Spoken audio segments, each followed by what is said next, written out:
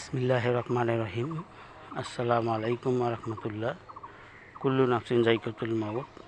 মউত সকল প্রাণী এবং মানুষের জন্য। আর মৃত্যু কার কখন আসবে কেউ বলতে পারবে না।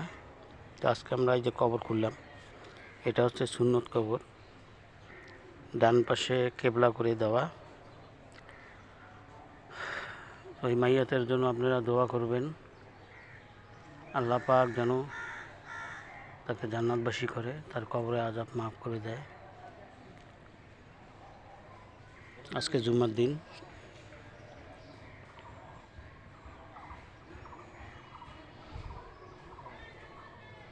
বাদ জুম্মা জানাজা করে নিয়ে আসবে। তো আপনারা সকল কবরবাসীর জন্য আপনারা দোয়া করবেন, আমাদের জন্যও দোয়া করবেন। একদিন সকলকে চলে যেতে হবে।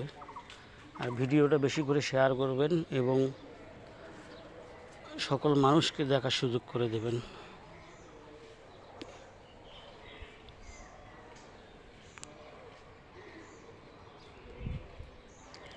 আসসালামু আলাইকুম ওয়া রাহমাতুল্লাহ।